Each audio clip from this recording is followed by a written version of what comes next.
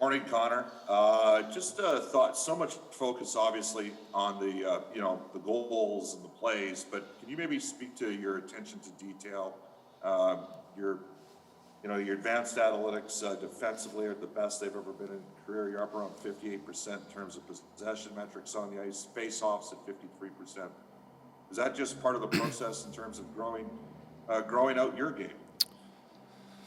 It's definitely something that I've looked at and focused on, over the break here, and I'm happy with how some of it's gone. I think face-off wise has definitely been better. Defensively, trying to hang in battles and stop more and be around the puck a little more. Jim Matheson, Post Media. Connor, on your goal last night, when you're winding it up and you've got to go 180 feet to score and you see 4 or 5 guys in front of you, are you thinking, okay, I got to pick my way through this guy and this guy and this guy, or is it just all reaction as to how the other defenders play you? I think you just got to isolate guys. There's obviously 4 of them out there. And they try to keep it pretty tight, but you can turn it into a one-on-one, just by going at someone. So, it's definitely I've definitely had my looks with Toronto. I mean, we've played them 4 times already, and they've done a great job of denying entry a couple times, and so just trying to be creative through there. And on your overtime goal with yourself and Leon, it looked like he'd led you absolutely perfectly, so all he had to do was put your stick on it, and it wasn't like one of those ones where you had to actually shoot the puck into the net. Yeah, I mean, Leo is one of the best passers I've ever seen for sure. So when he's on the ice, just trying to get him the puck and build a little speed and get open, and he's going to find you. And, he did most of the work there. He just put it in a spot where, you just had to tap it in. Marty Klinkenberg, Globe and Mail. Hi, Connor. Good morning. I'm wondering, before the season started, it was probably kind of hard to figure out, what the first 10 games would be like. When you look back now over the collection of 10 games, what are you satisfied with? What are you dissatisfied with? Well, obviously dissatisfied with where we sit in terms of 4 and 6. That's not good enough. That's not a good enough start. But overall, I think our game is only getting better. I think, we've done a better job defensively while, still giving up goals every now and then. We're still finding a way to be a little better defensively, I think. Generating a little bit more. I think our power plays found its rhythm. So obviously the 10 games didn't go the way we wanted them to, but, I think our game is only getting better here. Thank you very much, Cal. Jack Michaels, 630 Ched. Connor, when you go coast to coast like that, everyone kind of on the screen, it appears as though you go through the entire team. Could you point out some subtle things that your teammates do to, as you point out, create more of a one-on-one than a one-on-5? Yeah, I mean, I think on a PP breakout, there's a lot of things that go into it, a lot of subtleties that people probably don't realize, and Nuge just being available for a puck keeps their one defenseman kind of stuck on the outside, and obviously Leo coming down the other side with speed, I think keeps their forward on the other side, so it kind of makes it a bit of a one-on-one in the middle. Tice does a good job of dropping the puck, so there's lots of different things that go into it. Yeah. And then the follow-up would be in overtime, an important, I guess, confidence builder early to kind of reassert yourselves in overtime, because you had pointed out a couple times that you weren't pleased with how the second half of last year went down when it came to OT.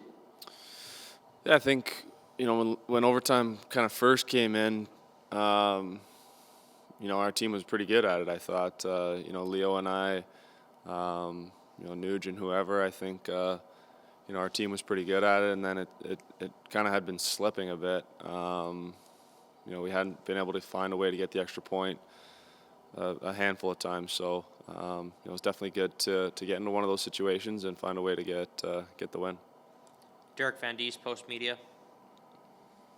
Hey Connor, good morning. We all expected this division to be tight and to be a lot of one-goal games. And you look at the Leafs; they've won every game essentially by one goal. But getting that big save last night from Koskinen, getting that big penalty kill in the third period, and then finally getting that big goal, I guess how much does it do for the confidence knowing that you can be on the other side of that line, and that's what it takes to get on the other side of that line. The difference between winning and losing is really marginal right now in this division. Oh, absolutely. That's something that we talk about a lot. Is every play matters. We were on the other side of that the first game in Toronto. A little hook and call and power play goal, and you lose the game. So last night we get the save, we get the kill, and find a way to get a win. I think it's a big confidence booster for not only Mikko but for the penalty kill as well. I think our penalty kill is doing things right. And just not getting the breaks. I think that's part of penalty killing too, is getting saves and getting clears and getting the little breaks around the net where we just haven't been getting those. So it's a big confidence booster for them.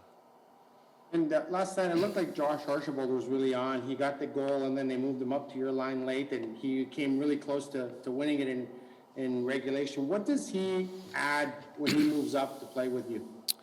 I mean, Archie's a guy that you know what you're going to get each and every night. He brings so much energy.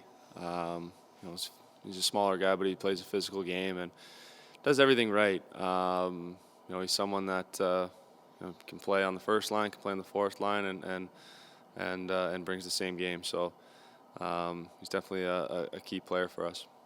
Ryan Rashog, TSN. Connor, you mentioned the power play has been clicking a little bit lately. The numbers have been there. How fine is the line between, what would be considered struggles earlier versus success now? Because I know you felt all along you've had quite a few good looks. Yeah, I think early on we were doing things the way we wanted to. I think we were generating chances. It probably wasn't as pretty as some of our power plays have been. In terms of getting in the zone and zone time and stuff like that. But we'd be in the zone for just 10 seconds and find a way to get a grade A chance, and it just wouldn't go. So that's the way it goes. You need those breaks around the net, just like penalty killing. A power play needs those breaks too. So we found a way to get a little momentum here. I think in zone's been better. Getting in the zone has been better. So yeah. And this is a little bit obvious, but to dig yourselves out of a tough start, you got to put some wins together and back-to-backs and those sorts of things. Can you maybe just discuss the mindset heading into tonight, coming off kind of an emotional win last night, and just avoiding that letdown the next day and understanding the need to press day after day? That's a massive game for us. Ottawa's a team that's been sitting for a couple days, resting. In a year like this, rest is such a weapon. So, we know what game they're going to bring. They're going to bring, the energy. They're going to be physical. We got to play a smart game, solid, and bear down on our chances. And I think, but yeah, you're right. This is a massive game. We need to start stringing them together. Last question, Gord Miller, TSN. Hi, Connor. Tim Stussler said yesterday that he's been watching you since he was a little kid. You're only 24. I wonder how that makes you feel when you hear someone saying, to you for the first time, something like that. Yeah, it's starting to make me feel a little bit older, but I'm only 24 years old. But hear something like that, you start to feel a little bit older. But I'm sure this is an exciting game for him. To get the opportunity to play against Leo. Another German kid who's kind of done everything that I'm sure he wants to do. This is probably an exciting night for him. So, it's pretty cool to hear a kid say something like that. But yeah, I mean, he's been a great player coming up. It was pretty cool to see what he could do in the World Juniors, and we'll see what he can do in the NHL. there's a lot of focus on him in Ottawa. You know, I mean, he's built as a big part of their future. What advice, as a guy who went through that, you know, 5, 6 years ago yourself, what advice would you give to a young player going into a situation like that? That's a great question. I don't know. I think just try to. I honestly don't know what I would say. I would say just be yourself, be the player that's gotten you in that position, and you know, let the rest take care of itself. I mean, there's nothing more he can do.